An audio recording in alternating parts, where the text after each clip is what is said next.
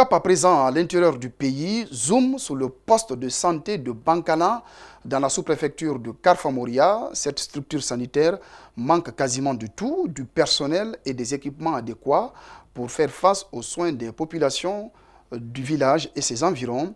Depuis Kankan, suivez ce reportage de Babou Kondé et Yacouba Traoré. Les patients impatients déjà depuis ce matin de voir leur médecin pour des fins de consultation en vue de retrouver leur santé. Cette longue attente se passe ici, dans un poste de santé qui manque quasiment de tout.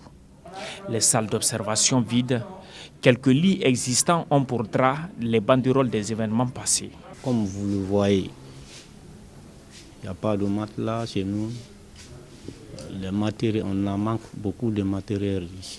Seul médecin traitant ici depuis 4 ans, Dabi Moussa n'est pas encore engagé dans la fonction publique. Avec les moyens de bord, il essaie de faire ce qu'il peut pour arriver à soigner quelques pathologies qui assaillent les populations de Bankana et environ. C'est associé quoi. Syndrome typho-malarique est associé avec accès palais simple et typhoïde.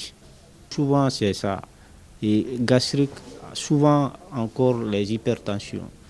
La structure construite depuis plus de 30 ans par les fils ressortissants du village n'a toujours pas bénéficié du soutien de la part des autorités. Des natifs de Bankalan comme ces jeunes médecins en service d'urgence médico-chirurgicale de Donka viennent tous les gens apporter son expertise aux infirmiers du poste et aident les malades pour le traitement de certaines maladies. Il y a un problème de personnel, c'est-à-dire il y a tellement de personnes malades ici, mais il y a un problème de personnel, il y a un problème de matériel, il y a un problème de formation ou de niveau aussi, quoi. Donc à chaque fois que je viens, je travaille avec lui, donc on consulte les gens ensemble et en même temps je l'apprends comment ça se passe. La population de Bankalan croit et le besoin en matière de santé s'agrandit de jour en jour, vit sa position stratégique dans la zone. Le jeune médecin souhaite plus de soutien. SOS, c'est à l'État d'abord. Le poste de santé, la santé, c'est un droit pour tout le monde. Ils n'ont qu'à penser à nos populations aussi. Ils n'ont qu'à prendre l'hôpital. Le poste de santé là en charge. Tout ce qui est équipement, personnel, ils n'ont qu'à vraiment nous aider pour ça. Parce que si l'État envoie un personnel, un médecin ici, avec son staff, ça va marcher. Pourtant, toutes les conditions sont réunies par les fils ressortissants de Bankalan pour accueillir du personnel qualifié. La structure elle-même prévoit tous les dispositifs d'un centre de santé digne de nom. À cela s'ajoute une résidence prévue exclusivement pour le personnel soignant. Comme annoncé dans les titres, les pèlerins guinéens de retour au Bercail en provenance de la Mecque. Le premier convoi atterrit dimanche soir à l'aéroport international de Conakry-Bessia. Parmi ces pèlerins, 2 ministres, Aboubakar Silla et Mohamed Oye Guilavogui. Elisabeth Detlen, Aboubakar Din Kamara nous signent ce reportage. Ils sont au total 313 pèlerins qui ont atterri ce dimanche nuit à bord d'un vol d'Ethiopian Airlines après des prières et bénédictions sur les lieux saints de Médine. Il est 20 h.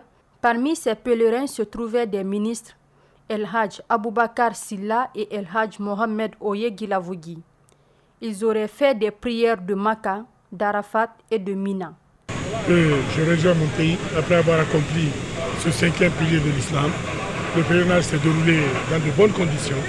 Nous avons profité de l'opportunité évidemment pour prier pour nous-mêmes, pour nos familles respectives, mais aussi pour la Guinée, pour tous les musulmans, pour souhaiter que notre pays aille de l'avant, que les Guinéens s'entendent mieux, pour que l'unité et la paix règnent dans notre pays. Et nous espérons que le vœu et le prière seront exaucés. Je suis arrivé sur ma terre natale avec beaucoup de satisfaction. Nous sommes allés accomplir le 5e pilier de l'islam et c'était l'occasion pour nous donc de prier pour tous les Guinéens, pour le pays et pour le chef de l'État, pour qu'il ait la force d'accomplir son programme de société. Pour eux, l'organisation de ce Hajj de 2019 a été une réussite due à quelques améliorations. Également, en ce qui concerne l'habitat là-bas, le logement, la restauration, les déplacements, l'exécution des rites. Donc tout ceci nous a permis de savoir qu'il y a eu quand même une amélioration par rapport à l'année dernière, même s'il y a encore beaucoup de choses à faire. Ça va être difficile de faire la comparaison, d'autant plus que c'est ma première fois de faire le pèlerinage. Mais ce que je sais, c'est que les Guinéens n'ont pas souffert du tout. J'ai bien apprécié l'organisation qui a été mise sur pied. Et je me dis que c'est comme ça tous les gens, puisque c'est ma première fois. Mais je suis très satisfait. Après 24 jours passés dans la ville sainte, le premier convoi a regagné la terre guinéenne. D'autres convois seraient aussi en l'air pour Conakry. Pour l'heure, aucun problème majeur n'a été signalé à la différence de l'année dernière. Agnès Lastar n'est plus. L'artiste a été découverte morte le samedi chez elle à Zérékoré. Si pour l'heure les causes de sa mort ne sont pas connues, plusieurs sources affirment qu'il s'agirait d'un règlement de compte car elle a eu une altercation 2 jours avant sa mort avec des amis. Plus de détails avec Alcénie Bari. Agnès Lastar, qui dit mieux.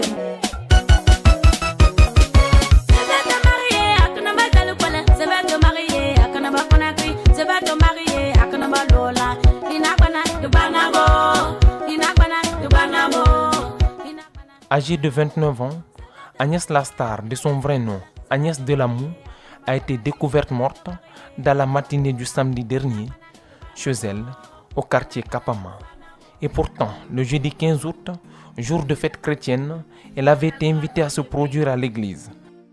Dans un article de nos confrères de Kibaro 224, un témoin du nom de Pierre Sidibé, président du quartier Kapama, raconte: on était ensemble le 15 août dernier, après la prière de l'église. Mais selon nos informations, elle s'était battue, il y a une semaine, avec 3 de ses amis. Donc, depuis le 15 août, on n'a pas eu de ses nouvelles. C'est seulement ce matin que nous avons été alertés par des voisins qu'il y a une odeur dans sa chambre. C'est ainsi que nous avons informé les autorités et la sécurité. Son corps en décomposition sera découvert et les enquêtes entamées. Virevoltante, sérieuse, Agnès était une virtuose de la musique traditionnelle Pelé, une tigresse dans la mélodie, avec son album Confirmation. La Guinée perd une étoile et la musique perd une autre pépite. Son enterrement a eu lieu ce dimanche 18 août. Des hommages vibrants lui ont été rendus par les autorités et la population de Zali, sa ville de cœur, qu'elle a tant servi. Repose en paix, Agnès Lastar. Aujourd'hui tu la traites comme un esclave, tu l'appelles femme de malheur. Yoko, épité, Yoko, épité. Voilà ce qui concentrait l'actualité nationale. À présent, l'actualité Afrique et internationale de ce 22h. En Ouganda, 22 personnes sont mortes des suites de l'explosion d'un camion citerne dimanche soir dans l'ouest du pays. Les faits se sont déroulés dans la localité du Kiambara, une région montagneuse située non loin du parc national Queen Elizabeth, près de la frontière avec la République démocratique du Congo. Reportage.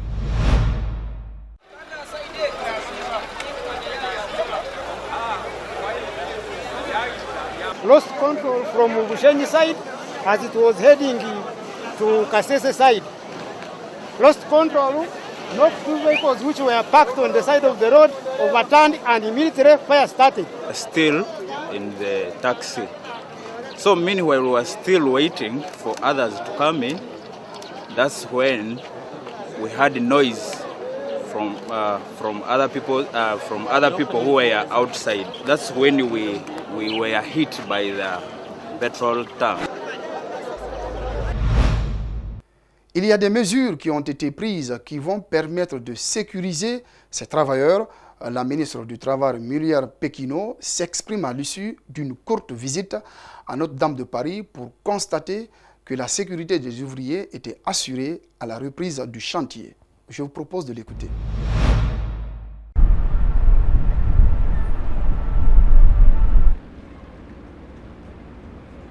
Vous savez qu'il y a des expositions possibles au plomb et donc il y a des mesures qui ont été prises qui concernent les équipements, les masques, les combinaisons, les surchaussures.